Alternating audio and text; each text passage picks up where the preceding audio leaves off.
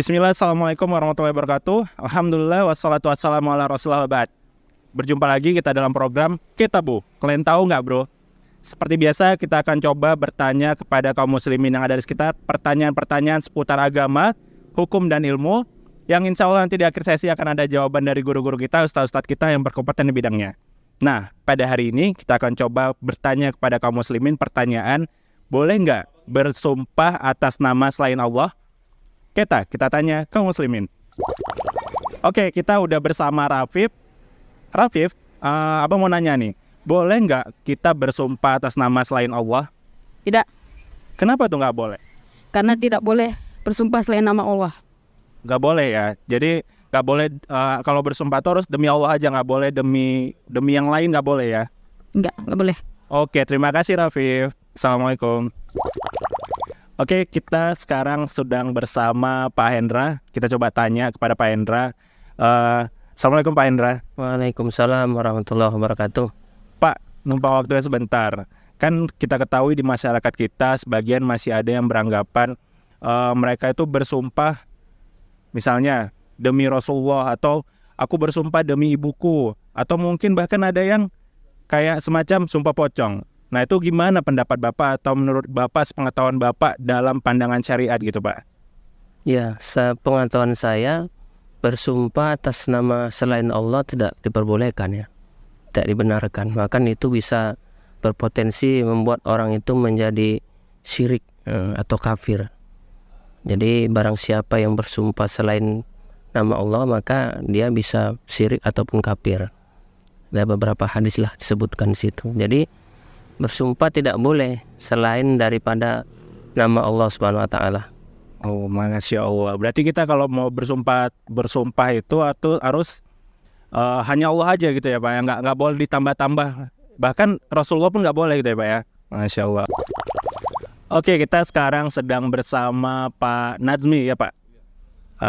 Minta waktu sebentar ya Pak. Kita mau tanya pertanyaan seputar agama, dan dalam hal ini kan kita tahu di masyarakat sebagian masih ada yang bersumpah atas nama selain Allah. Misalnya dia melakukan sesuatu terus dia meyakinkan seorang itu dengan sumpah misalnya gitu kan. Aku nggak buat ini misalnya. Aku bersumpah demi ibuku atau demi ayahku atau demi cucuku atau lain-lain. Kira-kira menurut Bapak itu gimana tuh Pak? Assalamualaikum warahmatullahi wabarakatuh. Saya pada dasarnya orang-orang yang bersumpah selain Allah itu sangat tidak bisa diterima ya. Karena bagaimanapun apa semuanya itu kita kembalikan pada Allah, dasar kita. Kalau kita baca Al-Quran pun begitu. Bahkan dalam surat yang Al-Maidah jelas itu 3 pasalah. Paman lam yakum bima anzalallah, di situ ada fasik, zalim, kafir, 3. Jadi kalau bersumpah itu mutlak hanya karena Allah, karena sumpah itu statement betulnya, pernyataan yang tidak boleh kita langgar. Semua itu karena Allah. Itu makanya mutlak. Sebagaimana kita ketahui, barang siapa bersumpah selain atas nama Allah itu syirik. Saya kira itu aja. Masya Allah jawabannya. Terima kasih Pak. Assalamualaikum warahmatullahi wabarakatuh. Nah, tadi kita udah dengar jawaban dari kaum muslimin yang ada di sekitar. Sekarang mari kita dengar jawaban dari guru kita. Berikut ini. Ya, bismillahirrahmanirrahim. Assalamualaikum warahmatullahi wabarakatuh. Jumpa lagi di program Ketabu. Kalian tahu nggak bro, bersama Hunain Channel. Nah, hari ini kita sudah bersama Ustadz kita, Ustadz Usnel Anwar Matondang Hafizullah Ta'ala. Ustadz, kita udah tanya ke beberapa kaum muslimin. Salah satu pertanyaannya adalah, bagaimana kalau kita bersumpah dengan selain Allah? Kan banyak nih fenomena, banyak kejadian-kejadian di masyarakat kita. Ada orang yang bersumpah yang selain dengan Allah. Contoh, aku berani sumpah pocong gitu. Aku bersumpah demi ayah ibuku. Kan ada sih yang seperti itu Ustaz. Tetapi mungkin karena ini dah berhubungan dengan Allah, ini pasti ada tinjauan syariatnya Ustaz, kan gitu. Ada hukum-hukum agama di situ Ustaz. Mungkin bisa Ustaz jelaskan kepada pemirsa tentang masalah-masalah sumpah yang diucapkan selain dengan atas nama Allah Ustaz. Iya. Sumpah itu kan sebenarnya sebuah pengukuhan terhadap statement yang dikemukakan, dan itu mencari penguat terhadap hal itu. Jadi oleh karena itulah maka di dalam sumpah itu ada pengagungan. Karena ketika seseorang menyandarkan kepada Allah Subhanahu wa taala, artinya mengagungkan Allah.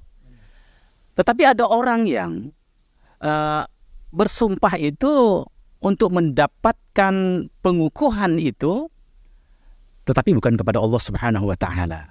Ya kan begitu.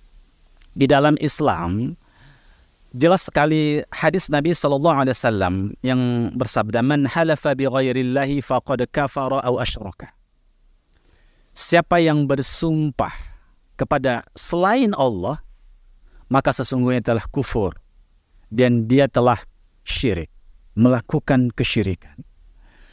Kenapa bisa sampai kepada kekufuran dan kesyirikan? Karena itu tadi, sumpah itu adalah pengagungan untuk mencari sandaran, untuk mencari legitimasi, untuk mencari pendukung, maka disebutkanlah itu agar statementnya diakui, agar statementnya dipercayai.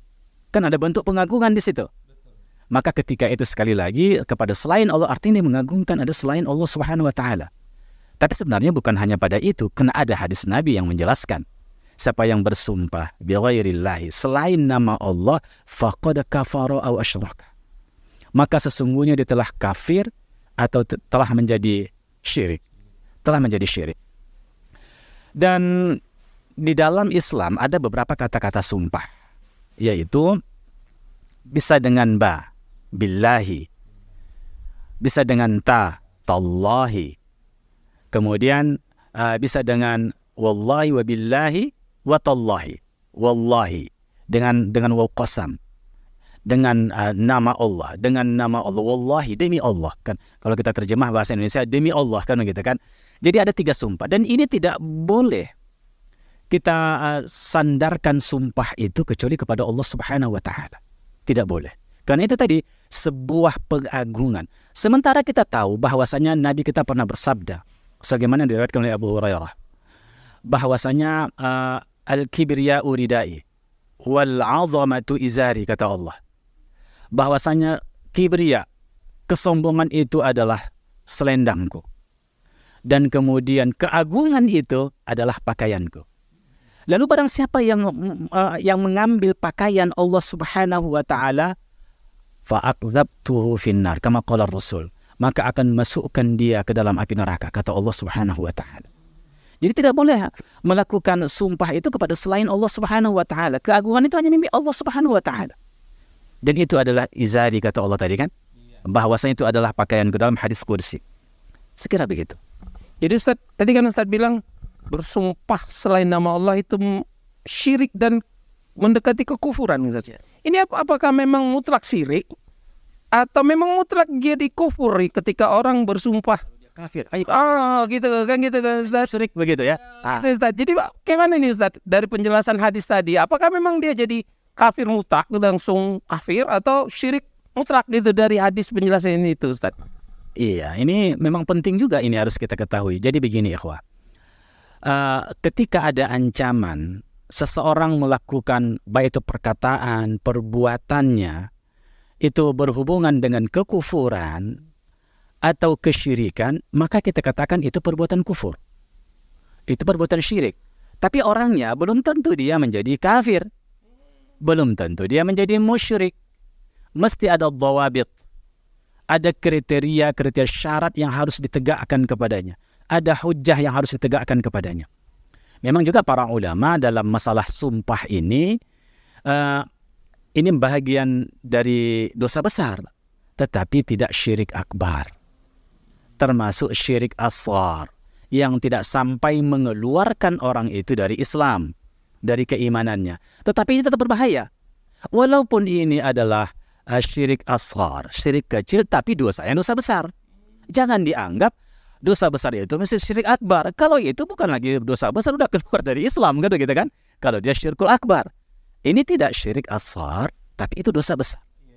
Jadi oleh sebab itulah maka ikhwah kita harus hati-hati memang. Terkadang juga begini, ada yang berhujah dengan hadis Nabi SAW di mana Nabi pernah bersumpah selain nama Allah. Tapi hadis ini dibicarakan para ulama. Ada yang mengatakan hadis ini mansukh, sudah dihapuskan. Ada yang mengatakan ini kan khususiat Nabi. Enggak akan mungkin Nabi SAW melakukan kesyirikan. Ta'arud. Ada pertentangan di antara ungkapannya. Enggak akan mungkin itu. Ada yang mengatakan begini, hadis ini adalah hadis syad. Seorang periwayat yang thiqah, yang sahih, tapi bertentangan dengan periwayat thiqah yang lebih banyak lagi. Maka walaupun dia seorang yang thiqah, tapi bertentangan dengan yang lebih thiqah atau yang lebih banyak lagi yang menjelaskan, dan semua adalah thiqah, mungkin thiqatun thiqah, atau thiqatun hujjah, atau ilaihil muntaha fis sabat, kan begitu orang-orang bertentangan dia. Walaupun dia seorang periwayat yang sahih, tapi ketika bertentangan itu maka hadis menjadi dhaif. Bisa saja dia salah di dalam meriwayatkan. Ada yang mengatakan lagi bahwasanya itu mungkin salah dalam penulisan. Karena ilmu itu kan ada dua. Ada ilmu riwayah, ada dirayah. Mungkin salah pada ilmu riwayah ketika mencatatkan menukil hadis Nabi SAW, ada kekeliruan. Terbukti karena ini bertentangan dengan banyak dalil yang mengatakan tidak boleh bersumpah selain nama Allah Subhanahu wa taala. Sekira demikian. Jadi Ustaz, jadi kalau begitu kira-kira nih kita sebagai sebagai makhluk gitu, bisa nggak kita bersumpah gitu? Atau memang ketika kita bersumpah ada nggak Ustaz, semacam aturan, atau memang ketika kita bersumpah kondisinya seperti ini gitu, atau mekanisme lah mungkin ya Ustaz ya, atau gitu Ustaz, atau apa gitu mungkin Ustaz? Untung tidak antum tanya regulasinya bagaimana Ustaz, kata mekanistik kan gitu. Jadi begini, Nabi tidak suka bersumpah terhadap sesuatu, dan memang kita tidak sebaiknya sikit-sikit bersumpah wallah kan gitu kan. Enggak semestinya seperti itu. Tapi ketika kita memang membutuhkan atau sangat memerlukan untuk meyakinkan seseorang kalau kita benar, maka kita bersumpah. Maka dengan bersumpah tadi digunakan wallah, wabillah, watallah. Kan begitu kan? Itu yang pertama.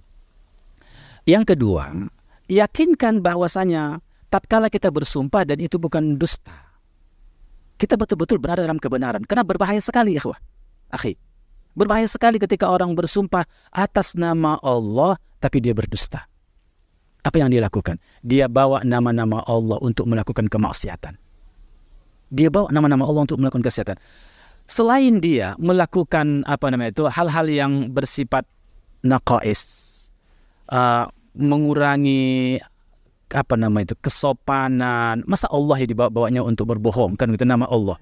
Iya kan, demi untuk dunia, demi untuk meyakinkan orang lain. Ini satu adab yang sangat buruk terhadap Rabbnya, akhlak yang sangat buruk sekali terhadap Rabbnya. Dan kemudian ikhwah, tentunya Allah akan murka. Allah akan murka ketika dia mengatakan suatu kedustaan lalu dengan nama Allah. Dusta itu saja sudah dosa itu. Sudah dosa. Apalagi kalau nanti wallahi ini betul-betul hadis Nabi SAW gitu kan. Tambah lagi, kalau itu hadis palsu, makin gawat lagi. Man kadzdzaba alayya muta'ammidan falyatabawwa maq'adahu minan nar. Siapa yang dusta atas namaku, kata Nabi, maka di dalam api neraka. Dia menggunakan nama Allah, bersumpah, kemudian terhadap Nabi juga lagi. Ini luar biasa, ini kuadrat sekali ini. Pangkat berapa saya pun nggak tahu lagi ini. Betapa itu satu yang sangat buruk. Nah ya, oleh sebab itulah yakinkan bahwasanya tatkala kita bersumpah itu memang dibutuhkan memang. Dan yang kedua adalah memang benar, kita berada pada posisi yang benar. Sumpah itu bukan main-main. Dan bagi orang yang melanggar sumpah ada kafarahnya. Ada kafarah sumpah yang harus dia lakukan seperti puasa, atau memerdekakan hamba sahaya, atau memberi makan orang miskin. Jadi seperti itu, akhi. Ya, makasih Ustadz penjelasannya Ustadz. Alhamdulillah kita sudah dengar penjelasan Ustadz tentang bagaimana ketika kita bersumpah selain atas nama Allah gitu. Alhamdulillah tadi Ustadz sudah berikan penjelasan, mudah-mudahan bermanfaat kepada kaum muslimin. Mungkin saya akhiri dengan tapi terima kasih Ustadz atas pandangannya, ilmunya. Semoga bermanfaat untuk kaum muslimin semua. Ya, kita akhiri dengan Assalamualaikum warahmatullahi wabarakatuh. Salam.